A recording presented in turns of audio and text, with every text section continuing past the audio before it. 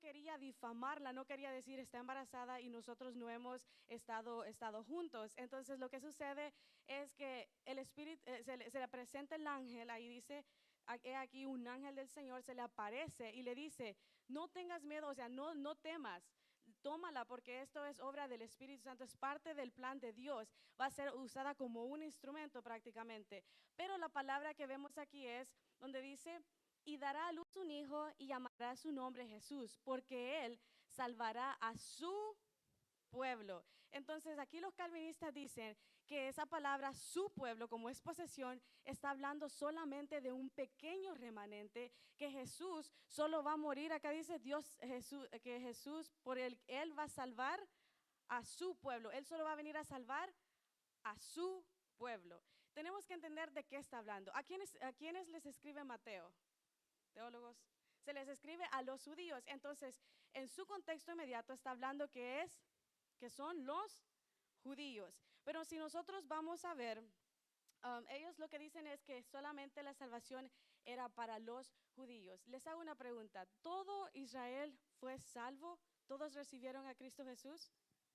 No, la respuesta es no, no todos la recibieron. Sí, tal vez los enseñaba el pastor que solamente las personas así como comunes y corrientes, tal vez como usted y como yo, pero que los líderes más religiosos, ellos no. Entonces, el propósito, ¿se recuerdan? En el Antiguo Testamento habíamos dicho que Israel había sido como luz para las naciones, Dios lo llama para luz para las naciones. Aquí Dios también quería que el propósito de Israel fuera que todo Israel colectivamente, porque vemos que el trato con Israel siempre es colectivamente, que ellos fueran a predicar, que recibieran a Cristo y ellos mismos fuesen a predicar el evangelio a nosotros. Pero ¿no sucedió así? En realidad no, ¿verdad? Solamente tenemos a ciertas personas como los discípulos, los 70 y los demás que salen a predicar. Pero hablaba yo con el pastor y mirábamos que en el milenio Dios va a cumplir su propósito.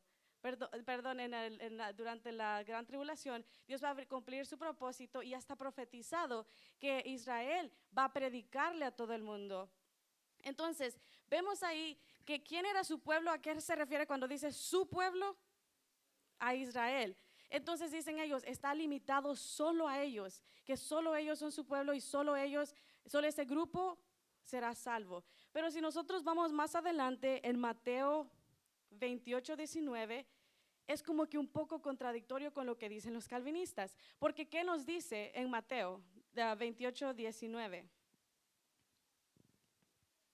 Por todo el mundo, id por todo el mundo y haced discípulos a todas las naciones, bautizándolos en el nombre del Padre, del Hijo y del Espíritu Santo. Ok, ahí podemos ver que dice, id por todo el mundo y predicad el evangelio, o sea, van a ir por todo el mundo a predicar el evangelio, o sea que la salvación, el evangelio es universal, es para todos, no solamente para ese remanente, porque ellos nada más usan ese texto bíblico como para decir su pueblo, solo para respaldar que Cristo solo vino a morir por un pequeño remanente, solo por los elegidos. Y si vemos, no todo, primero que nada, no todo Israel fue salvo, ¿cierto? Cierto. Entonces vemos ahí que está hablando de un remanente, pero no todo Israel fue salvo. Después vemos más adelante que dice en el mismo Mateo, en el mismo libro, no le hemos salido, Jesús mismo le dice, vayan a predicar a todo el mundo, o sea, todos los que quieren creer pueden ser salvos y pueden pertenecer a ese pueblo de Dios. O sea, si como quiera que lo tomemos, vemos ahí que vemos ahí que se contradice, si me explico. No sé si hay alguna pregunta. ¿Sí está claro o está un poco confuso? ¿Sí? ¿No? Ok, vamos a pasar a otro punto. Bueno, y también podemos ver, como les dije ahí en el 28, Mateo 28:19, que dice, ir por todo el mundo a predicar el evangelio, o sea, que todos los que quieran venir, o sea, todos los que quieran a recibir a Cristo pueden ser añadidos a su pueblo. Entonces, no es algo limitado. No sé si están entendiendo, pero primera de Juan 2:22 nos dice, y Él es la propiciación por nuestros pecados, y no solamente por los nuestros, sino también por los de todo el mundo. Así es que esa muerte de Cristo, esa sangre de Cristo cubrió todos los pecados de todo el mundo, no solamente de un pequeño grupo de personas, o como dice esa palabra, su pueblo, como si fuese nada más ellos, sino que aunque Mateo se está escribiendo principalmente para los judíos, les hace una invitación a todo el mundo, que la salvación por medio de Jesucristo es universal. Ok, vamos a pasar al próximo versículo y es en Juan 10:11. Yo soy el buen pastor su vida da por las ovejas. Amén. ¿Cómo dice nuevamente? Soy el buen pastor su vida da por las ovejas. Amén. Acá es la palabra clave, las ovejas. Yo soy el buen pastor, su vida, o sea, el sacrificio de Cristo, dio por quiénes? Por las ovejas, no sus ovejas, pero por las ovejas. Entonces ellos dicen, las ovejas es algo muy específico. O sea que Jesús estaba hablando de sus ovejas, que Él solo vino a morir por ese pequeño remanente, que solo vino a morir por los elegidos, por los que Dios predestinó antes de la creación del mundo. ¿Será que eso está correcto, que Cristo Jesús solo vino a morir por ellos? ¿Sí? ¿No? Ustedes se miran más confundidos, creo que tenemos que leer más la Biblia. Ok, vamos a ver qué es lo que estaba pasando, vamos al contexto. Primero que nada, ¿de qué se estaba hablando ahí? Es una parábola. Vamos al versículo 1, Juan 10:1. Vamos a tener que leerlo prácticamente, no todo, pero del 1 hasta el 11 para llegar al versículo donde ellos dicen que sus ovejas, está hablando que Cristo Jesús vino a morir solo por sus ovejas, solo por los elegidos. Amén. Parábola del redil. De cierto os digo, el que no entra por la puerta en el redil de las ovejas, sino que sube por otra parte, ese es ladrón y salteador. Mas el que entra por la puerta, el pastor de las ovejas es. A este abre el portero y las ovejas oyen su voz. Y sus ovejas llama por su nombre y las saca. Y cuando las ha sacado fuera todas las propias, va delante de ellas, y las ovejas le siguen, porque conocen su voz. Mas el extraño no seguirá, sino huirá de él, porque no conocen la voz de los extraños. 6. Esta alegoría les dijo Jesús, porque ellos no entendieron qué era lo que les decía. Jesús el buen pastor. 7. Volvió pues Jesús a decirles, de cierto os digo, yo soy la puerta de las ovejas. Todos los que antes de mí vinieron, ladrones son y salteadores, pero no les oyeron las ovejas. Yo soy la puerta, el que por mí entrare será salvo, y entrará y saldrá y hallará pasto. El ladrón no viene sino para hurtar y matar y destruir. Yo he venido para dar vida en abundancia. 11. Yo soy el buen pastor su vida da por las ovejas. Amén. Entonces ahí podemos ver que era la parábola del redil, ¿verdad? Entonces voy a mostrarles una foto para que más o menos entendamos qué estaba pasando. Ok, esto ténganlo en mente si estamos hablando que dice que Jesús le habló en una alegoría. ¿Y se recuerda todavía qué es una alegoría? ¿Sí alguien habló de alegoría? Tal vez fui yo, ya ni me recuerdo. Bueno, pero una alegoría es una figura literaria que estamos hablando, prácticamente como la misma parábola, que se usa algo literal, una historia, algo que nosotros podemos ver acá en la tierra para representar algo espiritual. Entonces Jesús le comienza diciendo que, les dice, o sea, yo soy el buen pastor, o sea, yo soy el pastor, y vemos que esta foto lo que está hablando es que el buen pastor se paraba aquí, como aquí lo vemos. Y decía que los salteadores, ahí está haciendo una comparación, que los salteadores se subían por acá, estos alrededor, para quererse robar a las ovejas. Y eso es lo que les comienza a explicar en lo que estaba diciendo, que ese salteador, ese ladrón, no entra por la puerta, sino que se va por la parte de atrás a quererse robar a ¿quiénes? A las ovejas. Entonces dice que nadie le entendió, así como ustedes tienen esa cara de que no entienden. Así mismo estaba ese pueblo en ese momento, no entendía, porque les estaba hablando en una alegoría. O sea, Jesús les estaba hablando, pero las personas que en realidad querían aprender, ¿creen que le entendieron? Probablemente algunas tal vez le entendieron, pero los que estaban ahí no tenían ese corazón de querer aprender. Entonces dice que después Jesús les comienza a decir que los salteadores, comparando que los falsos maestros, los fariseos, se recuerdan, y a todas las personas que habían venido antes de él, falsos maestros, y él comienza a decir que Él es el buen pastor. Y hace un contraste que dice que el enemigo viene a solamente a destruir y comienza Él a explicar todo eso. Pero algo que me llama mucho la atención es que dice, yo soy la puerta. No sé cuántos de ustedes en realidad pensaban que Jesús era la puerta o solo estaba hablando de algo figurado. Pero en realidad el pastor se paraba en este lugar, se sentaba acá. Entonces literalmente Él era la puerta, porque no había ninguna otra, podemos ver que no hay ninguna otra puerta, sino más que Él que literalmente se sentaba en ese lugar como la puerta.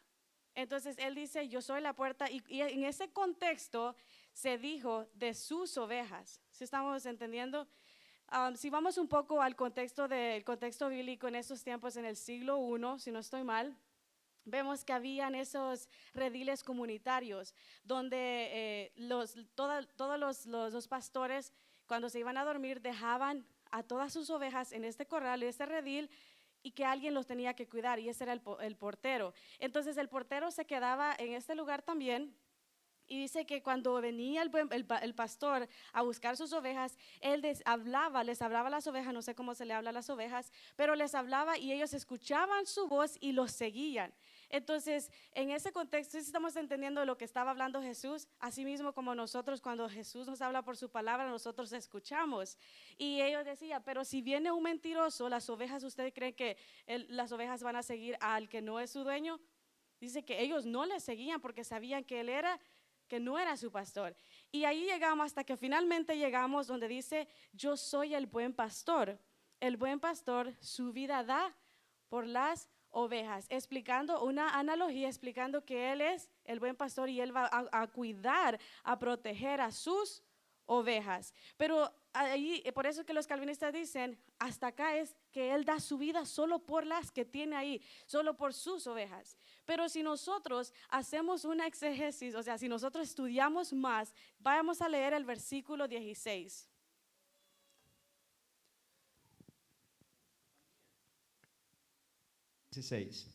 También tengo otras ovejas que no son de este redil, y habrá un rebaño y un pastor. Amén. Yo creo que la tengo en otra traducción, pero dice, además, tengo otras ovejas que no están en este redil. También las debo traer. Ellas escucharán mi voz y habrá un solo rebaño con un solo pastor. Entonces, de cualquier forma que usted lo mire, acá dice que también tiene otras ovejas, hablando de las ovejas que no estaban en ese redil, porque se acuerdan que él estaba hablando en qué, en una forma alegórica, en una forma figurada, y dice, tengo mis ovejas aquí, hablando si nos enfocamos que está hablando del pueblo de Israel, pero también tengo otras que también tengo que traer, hablando de los gentiles, hablando de usted y de mí. Entonces, vamos a ver qué dice Efesios 2:14. Hermanos, se los voy a leer. Dice, porque Él es nuestra paz y de ambos pueblos hizo uno, derribando la pared intermedia de separación. Así es que nosotros venimos a ser unos. Y lo que estamos viendo acá, ¿cuál es el punto que estamos viendo acá? Que la sangre de Cristo fue limitada o que el sacrificio fue limitado solo para ciertas personas. Eso es lo que ellos dicen, que solo para sus ovejas. Pero vemos que Jesús dice, también tengo otras que están allá afuera que también van a venir y van a ser añadidos, van a ser anexados. Entonces acá este versículo, si lo leemos todo el capítulo, nos damos cuenta que la salvación es para todos, es universal. ¿Sí hemos entendido? ¿Verdad que no es tan difícil entender estos puntos? Solo hay que tener que leer el contexto y tener que leer como los versículos antes y después y entender lo que estaba sucediendo y todas esas cosas. ¿Sí? ¿O quedaron más confundidos? ¿No? Ok. No sé, yo no puedo leer ustedes su cara. Con mis estudiantes les digo sí o no, ellos me hacen así, pero ustedes ni sí ni no. Así es que supongamos que sí están entendiendo. Vamos a pasar al siguiente. Y la otra es Juan 17. Juan 17, 8. Porque las palabras que me diste las he dado, y ellos las recibieron y han conocido verdaderamente que salí de ti, y han creído que tú me enviaste. Yo te ruego por ellas, no ruego por el mundo, sino por los que me diste, porque tuyos son. Amén. Entonces aquí podemos ver que dice yo ruego por ellos, o sea, Jesús hablando meramente, dice, yo ruego por ellos, no ruego por el mundo, sino por lo que me distes, porque tuyos son. Ok, este tal vez pueda decir usted, ok, ese está más difícil de entender. En realidad no, es uno de los más fáciles. ¿Qué es lo que estaba sucediendo en ese momento? ¿Qué es lo que Jesús estaba haciendo? ¿Qué es lo que dice su encabezado en su Biblia? Jesús ora por sus discípulos. Entonces, si nosotros comenzamos a leerlo, todo lo que estaba sucediendo en ese momento, Jesús comienza a decirles, Señor, aquí están los discípulos que tú me diste, hablando Jesús con el Padre, y usted se lo voy a parafrasear, pero le estaba diciendo que así mismo como tú y yo somos uno, que así siempre haya unidad, bendícelos, ellos van a llevar el evangelio a cualquier lugar. Entonces, en ese momento, cuando usted ora, ¿usted trata de orar por todo de una sola vez? No, bueno, una persona ordenada no hiciera todo eso. Pero dice esto. No, creo que va parte por parte, ¿verdad? Señor, bendiga a los, o primero pide perdón, o no sé cómo usted ora, pero por eso es que dice que nosotros no sabemos orar. Pero nosotros tenemos que orar por ciertas cosas primero, después por esto, después por lo otro, y de último probablemente nos vamos a dejar a nosotros.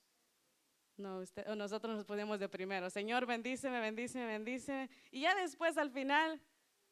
Y también me recuerdo por los hermanos de la iglesia. No sé cómo ora usted, pero aquí vemos que Jesús es bien ordenado. Comienza a orar por quienes, por sus discípulos, y les dice que tengan prácticamente, que tengan esa unidad, esa coinonía, ese amor entre hermanos, porque ellos van a ir a predicar el evangelio. Y le dice, los que tú me diste, los que tenían ese ministerio de apostolado, pero también se recuerda por aquel que también el que lo traicionó, ¿se recuerdan? Entonces le comienza a orar. ¿Y él está orando por quiénes?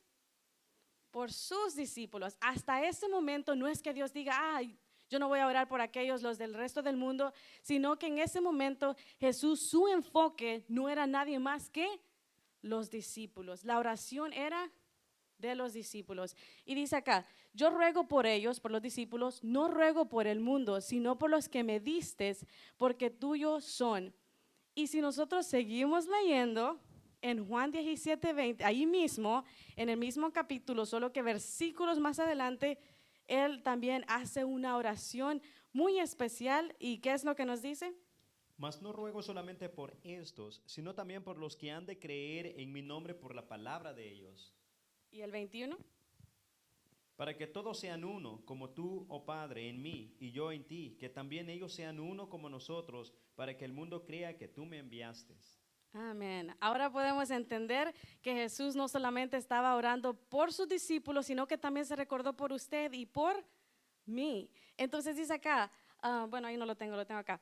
Mas no ruego solamente por estos. O sea, ahora yo ya me estoy cambiando. O sea, mi oración ya fue por los discípulos, pero Padre, también tengo que añadir algo más. También estoy orando por aquellos que van a creer algún día. Ahí estábamos usted, yo no sé si usted se pone alegre, pero yo le miro una cara triste, pero ahí Jesucristo estaba orando por usted y por mí, dice, por los que habían, también los que habían de creer en mí, por la palabra de quienes, de ellos, de los discípulos. Gracias a ellos nosotros llegó el evangelio hacia nosotros. Entonces podemos ver acá que ese sacrificio de Cristo no es solamente limitada a esas personas. Si usted quiere usar solo esos textos fuera de contexto para usted defender su postura, pues hágalo. Pero si nosotros vamos bien a estudiar todo el pasaje de lo que se estaba hablando, nos damos cuenta que Jesús no solamente, como podemos decir, egoístamente solo estaba orando por sus discípulos,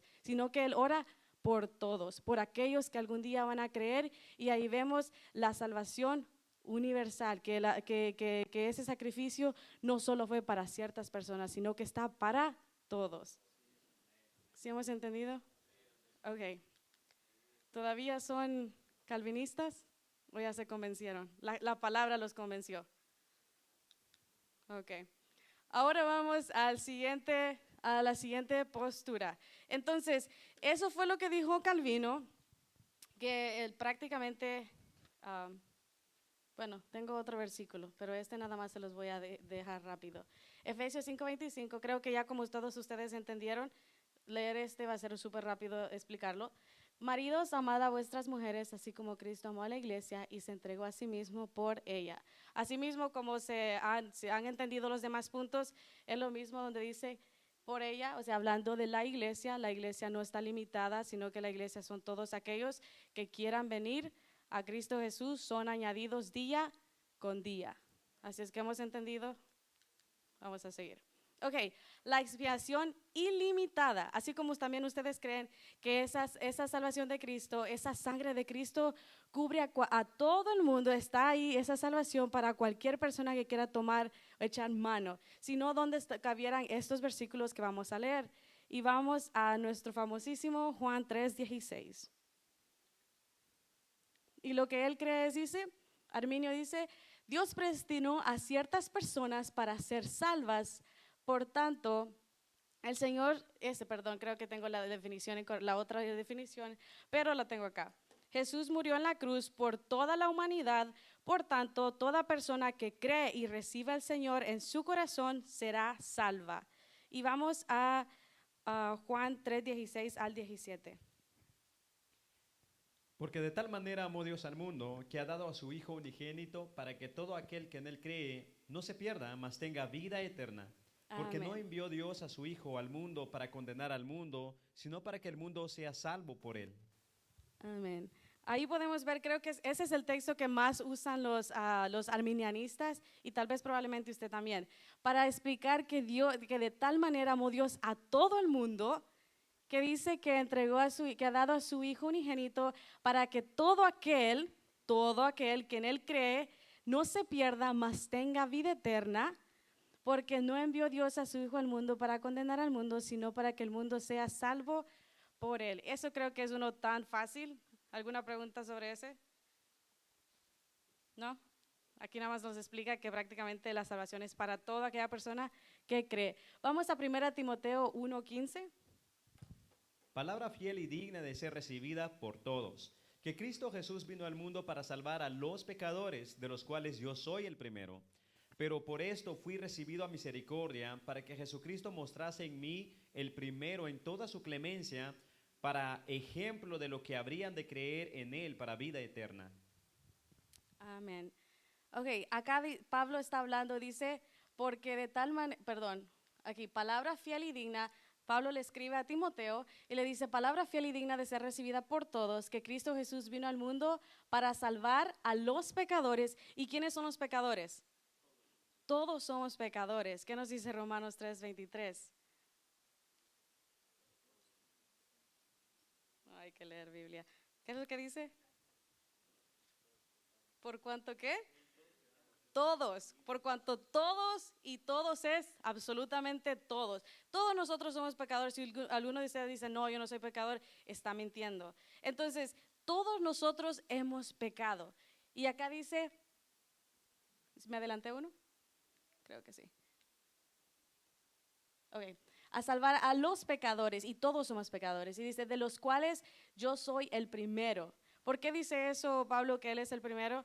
Porque él no se consideraba uno de los santos, uno de los más santos, sino que él sabía lo que él había hecho y decía, aún así, Dios tuvo misericordia de mí, de salvarme, aunque yo era un pecador. Entonces, por eso dice, pero por esto fui recibido a misericordia, para que Jesucristo mostrase en mí el primero toda su clemencia, para ejemplo de los que habrían de creer en él para vida eterna. Entonces, acá nos explica y nos vuelve a decir otra vez que todos aquellos que pueden, los que quieren creer, porque sabemos que todos somos pecadores, así es que Cristo Jesús vino a morir por todos los que son pecadores, y acá mismo Pablo lo dice, de los cuales yo me considero ser un pecador, uno de los primeros, pero Cristo Jesús tuvo esa clemencia, esa misericordia para yo ser ejemplo para todas las personas que habrían de creer. Y seguimos al otro texto.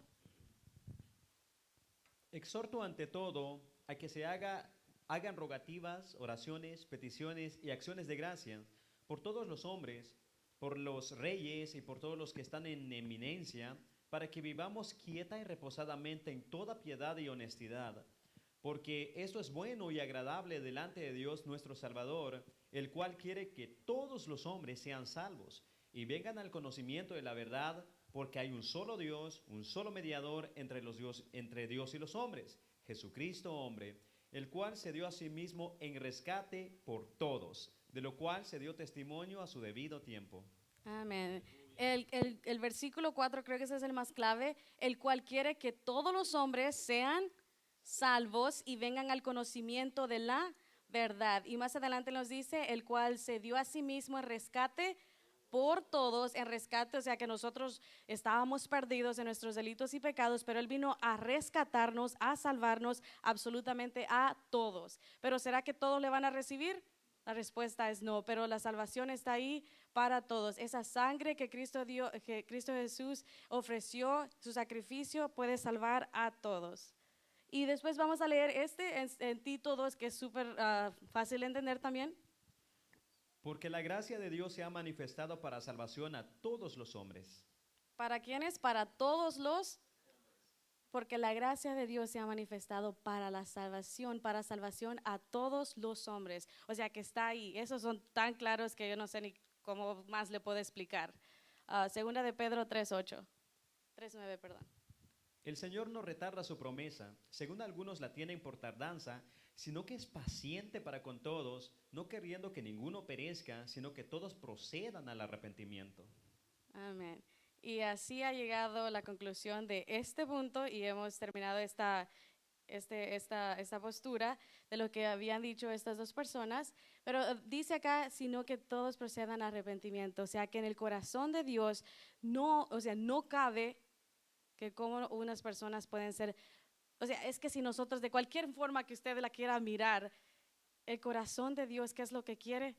Que todos nos arrepentamos y que vengamos al conocimiento, que vengamos al conocimiento de la verdad y podamos acercarnos a Él. Porque Él sabe lo que les espera a las personas que no quieren acercarse a Él. Entonces, tan amoroso es Dios que nos dice que Él quiere que todos nosotros vengamos hacia Él por medio de Jesucristo. Entonces, decir que Dios solamente eligió a ciertas personas, eso es para que usted en realidad no conozca a Dios, no sepa quién es Dios o en realidad quiera ir en contra de lo que dice la palabra de Dios. No sé ni cómo ponerlo en palabras porque es fuerte, es algo muy difícil pensar en eso y decir que Dios en su corazón decidió elegir a unos para condenación eterna, apartados de Él, y otros para que estén con Él. Así es que termino con este punto. No sé si alguien tiene alguna pregunta o algún comentario, y si es muy difícil, el pastor se la responde. Pero si es más o menos fácil, aquí estoy para ayudarle a responderla. Ok.